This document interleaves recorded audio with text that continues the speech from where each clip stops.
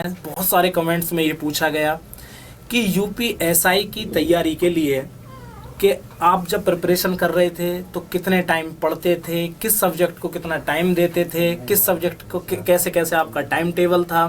तो इस टाइप के बहुत सारे क्वेश्चंस हमारे कमेंट में आए, जो कि उसका कहीं ना कहीं आपको आंसर बताना है। सबसे मेन इंटरव्यू का पर्पज़ ये है कि आपने जिस चीज़ को पाया है वो कैसे कैसे पाया है, उसके लिए कैसे कैसे प्रिपरेशन की है, कैसे आपका टाइम टेबल रहा। तो मैं आपसे एक एक चीज़ करके पूछूंगा कि सब्जेक्ट वाइज बताना है कि कैसे कैसे आपने तैयारी की। ठीक है, तो अगर इसमें आप बताइए कितने सब्जेक्ट होते हैं और कैसे कैसे सब्जेक्ट को हम कर सकते हैं। इसमें मोटे तौर पर 4 सब्जेक्ट होते हैं, 40-40 क्वेश्चन आते हैं, मतलब 160 क्वेश्चन हो गए। हर एक क्वेश्चन 2.5 नंबर का होता है, 2.5 का। नेगेटिव मार्किंग होती नहीं है, परंतु आपको 40 में से मतलब 50% आपका, मतलब जैसे 40 क्वेश्चन एक सब्जेक्ट, तो टोटल 100 नंबर का हो जाता है। तो आपको 50% मार्क्स लाने की अनिवार्यता या मतलब कंपलसरी होता है। तो 4 जो सब्जेक्ट, एक आ जाती है आपकी सामान्य हिंदी, एक आ जाता है आपका सामान्य ज्ञान और मूल विधि, मतलब जो ये आईपीसी वगैरह की धारा होती हैं वो एक ही साथ आ जाती हैं। तीसरी आती है इसमें रीजनिंग और जनरल इंटेलिजेंस कह सकते हो आप, और चौथा होता है मैथ। तो मोटे तौर पर 4 सब्जेक्ट होते हैं जो अक्सर हर एक एग्जाम में पूछे जाते हैं। 40-40 क्वेश्चन आते हैं, 160 क्वेश्चन हो जाते हैं। तो इसमें आपको हर एक सब्जेक्ट वाइज अपनी रणनीति बनाने की जरूरत होती है। और जब मैंने इसकी तैयारी करने की शुरुआत की थी तो उस समय यूट्यूब नहीं हुआ करता था, और फिजिकल कोचिंग वगैरह भी मैंने इसकी नहीं ली है। मतलब मैं किसी भी कोचिंग में नहीं गया कि मैंने मैथ पढ़ा हो या किसी से वो पढ़ा हो, कुछ भी। तो मैंने सोचा कि मेरे पास क्या क्या सिस्टम है। तो SCF LCM अक्सर मैं 10th क्लास तक पढ़ाता हूँ, मैथ तो मैं 10th क्लास तक भी पढ़ाता हूँ, फिजिक्स केमिस्ट्री 11th 12th को भी मैंने पढ़ाई है। तो मुझे इतना तो पता था कि SCF LCM क्या होता है, एरिया क्या कैसे निकालते हैं, मतलब मैथ की बेसिक जानकारी थी। तो मैंने एक बुक उठा ली कि ठीक है मैं इस बुक को उठा लेता हूँ, और मैंने वो बुक कम से कम 7 बार 8 बार 9 बार लगाई होगी।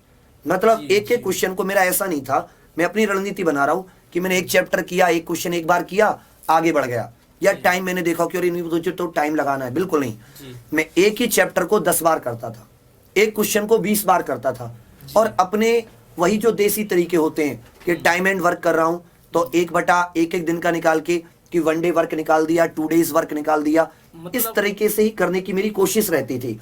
तो मैंने उसी कैलकुलेशन को इतना फास्ट कर लिया 10-10 बार करके कि क्वेश्चन आता था और लोग एलसीएम निकालने की तरफ बढ़ते हैं, और मैं उसको वहीं पे काट के आंसर ला देता था। ये तो थी मैथ की एक बुक प्रॉपर, और उसी बुक को कम से कम 10 बार, कई बार किया, 10 बार कम से कम। इतना मुझे याद है कि कम से कम मेरे हाथ से वो बुक 10 बार निकली होगी।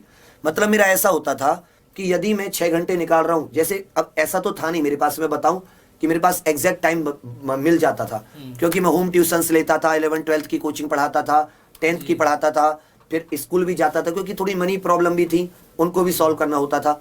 तो मैं रात में, मुझे समय मिला तो रात को 6 घंटे का समय मिल गया तो मैं 6 घंटे निकाल दिया, 300-400 क्वेश्चन 3-4 बार खींच दिए। इसी तरह रीजनिंग क्या थी, रीजनिंग को ज्यादा टाइम नहीं दे पाए, क्योंकि रीजनिंग क्या होती है, एक बेसिक सा होता है दिमाग में कि आपको कोई अगर सीरीज है तो उसके बारे में बताना, कोई फिगर है तो उसको समझाना।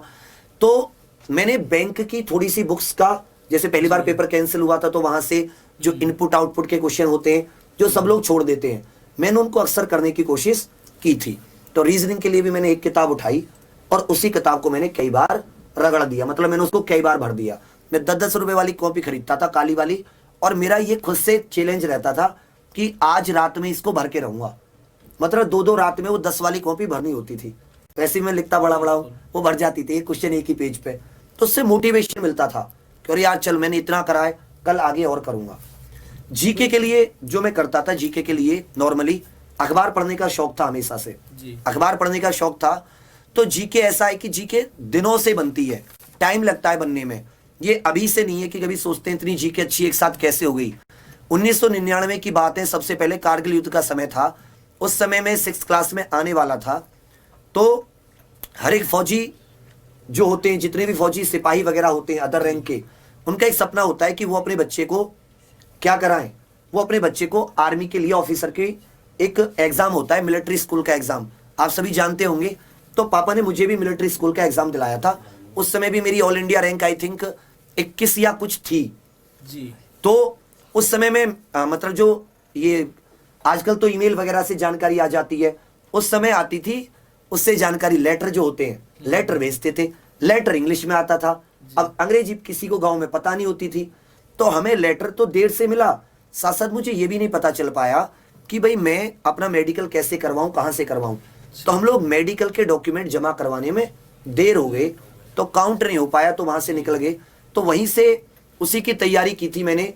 झुंझुनू मतलब राजस्थान में एक जगह है, तो वहां पे तैयारी कराई जाती है। तो वहां पे बहुत अच्छे अच्छे टीचर्स थे जिन्होंने वो बेसिक तैयारी कराई थी। 3 महीने में मार मार के हवा बना के उन्होंने इतनी मोटी कॉपी जीके की भरवा दी थी।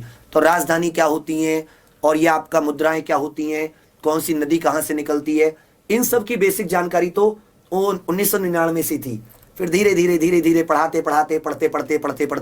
एक ऐसा समय आ गया कि पूरी की पूरी जानकारी होने लगी।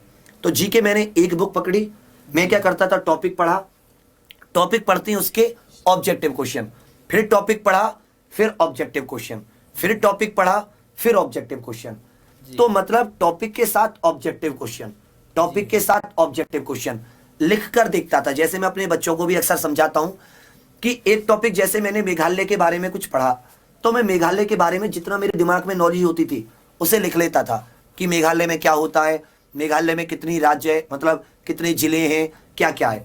तो मेघालय के बारे में मुझे कुछ ना कुछ मेरे दिमाग में रहती थी, फिर मैं उसको रिवाइज करता रहता था, उसको रिवाइज इवन मैं छोटी छोटी पेज पे लिख लेता था। जैसे मैंने उस समय 500 की 500 धाराएं जो होती हैं, लगभग 511 धाराएं होती हैं आईपीसी में, सारी की सारी धाराएं मैंने याद कर ली थी। 500 की 500 कैसे करता था, 20 धाराओं का ग्रुप बनाया, एक पेज पे लिख दिया।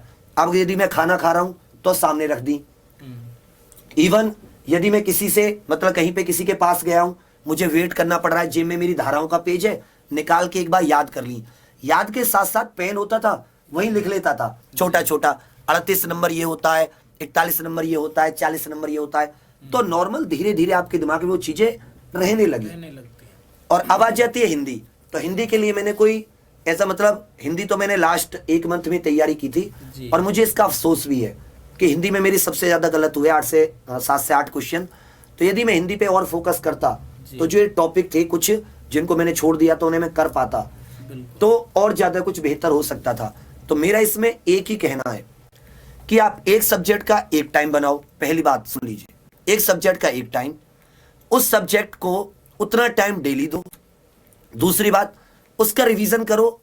तीसरी बात कि यदि आप उसके रिवीजन पे लग गए हो तो उस समय, जिस समय आपने उसका बांध रखा है कि मुझे इस समय वो चीज पढ़नी है, दुनिया की कोई कुछ चीजें हो, उस समय वो चीज पढ़िए ही पढ़िए, छोटे छोटे पॉइंट्स में, और हमेशा कलम से अर्थात लिख कर कीजिए उस चीज को। बिना लिखे बहुत मुश्किल पड़ जाती है। जी ऐसा था कुछ तैयारी। बिल्कुल सही, आपने जितनी बातें बोली, कहीं ना कहीं मैं इस कंक्लूजन पे पहुंचा कि तैयारी के लिए कहीं ना कहीं 3 चीजें होना बहुत जरूरी है। आपका डिटर्मिनेशन, आपका डिवोशन और आपका डेडिकेशन। बिल्कुल सही। कहीं ना कहीं ये तीनों चीजें होना जरूरी है। ठीक है।